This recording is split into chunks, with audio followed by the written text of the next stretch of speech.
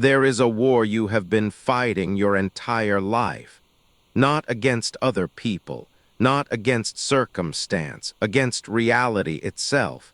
Every time you said, even silently, this shouldn't be happening, you declared war on something that already won. And here is what nobody says out loud: wishing reality were otherwise does not change reality.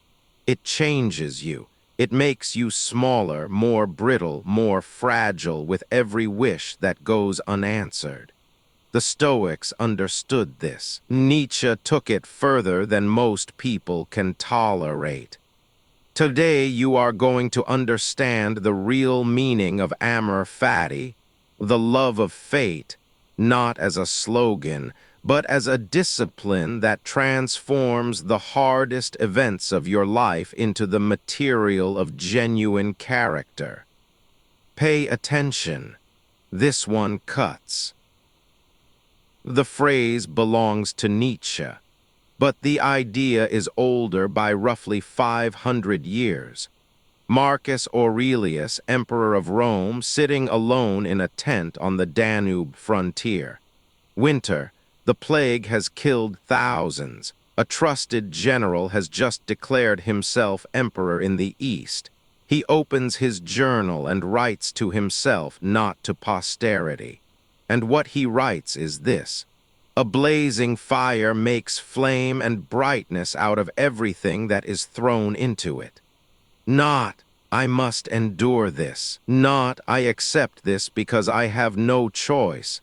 Something far more radical. The fire does not merely survive what is thrown at it. It uses the fuel. It burns brighter because of it. That is the premise. Amor Fati is not acceptance. It is the active decision to need the event, the exact event that hurt you, to become who you are capable of being. There is a difference between those two postures, and that difference is everything. Law 1, resistance is not strength, it is a second wound. You already know what the first wound feels like. The diagnosis, the dismissal, the door that closed. But there is a second wound most people never identify, the wound of refusing the wound. Every moment you spend arguing with what has already happened, you are not protecting yourself. You are reopening the injury and making it larger. Epictetus, born a slave, crippled by his master, did not spend his energy wishing he had been born free. That wish would have consumed him and produced nothing. He mastered the only territory available, his response. The practical question for your life right now: what are you still arguing with?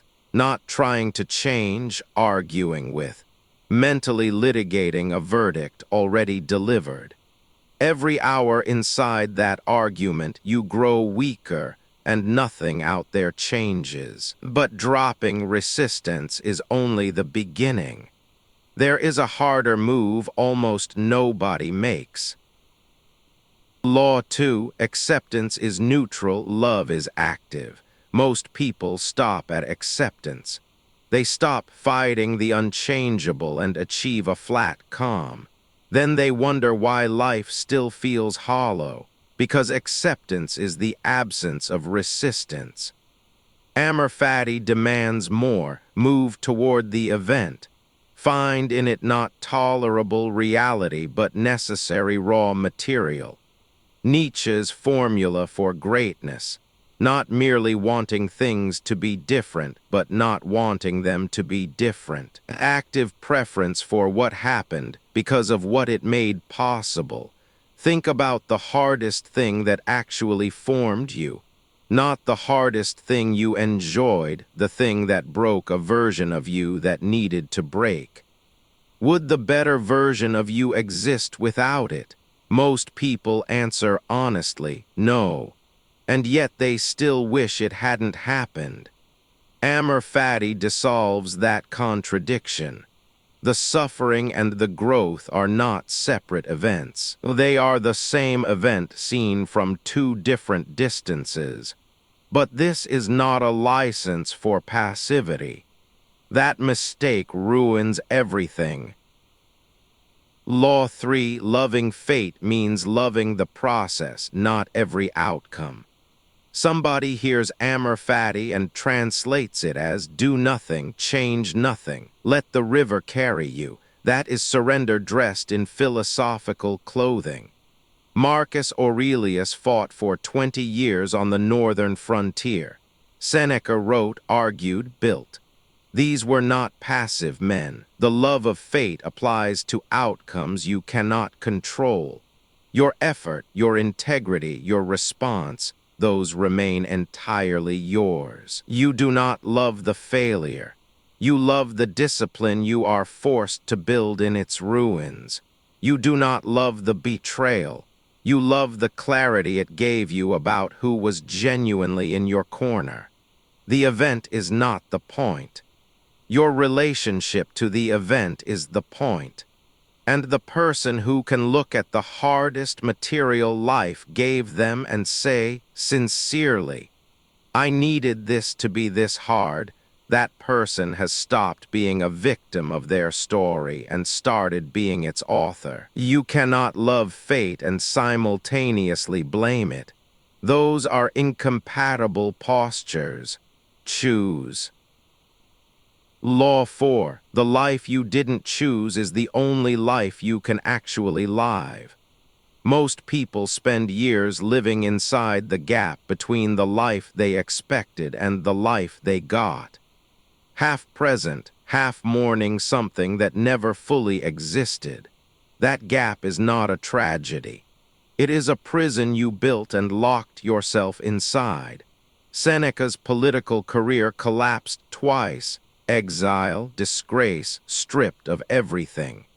In that exile, he wrote letters that 20 centuries later still carry weight. He did not produce that work because things went well.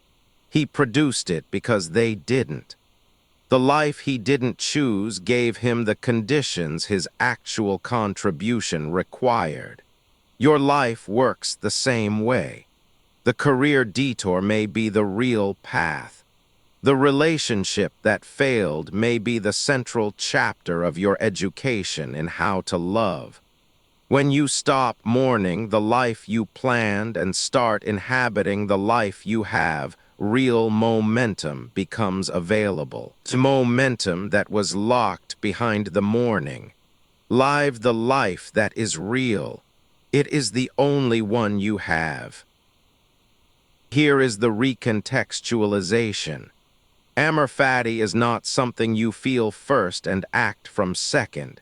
It is the other way around. You act first, you move through the event, mine it for what it contains, refuse the second wound of resistance, and the love follows. Sometimes long after. Nobody genuinely loves their worst moments while inside them. That would not be wisdom. It would be dissociation. The love is retrospective, and then with practice it becomes prospective. You begin to encounter difficulty, and not immediately, but faster each time. You orient toward it rather than away from it, because you have evidence from your own life that hard events carry something comfortable events do not. AMOR FATI does not promise that things will get better. It promises that you will. And that is the only promise reality has never broken. You did not choose everything that happened to you. Nobody does. The question is what you do with the material. Resignation says, I have no choice, so I accept. AMOR FATI says something entirely different. I would not trade this. Because this, exactly this, is what made me capable of the next thing. That posture is not comfort. It is not easy to reach. but it is available to you now for every hard thing sitting in your past waiting to be integrated rather than mourned. Stop wishing the fire were different. Become what the fire makes.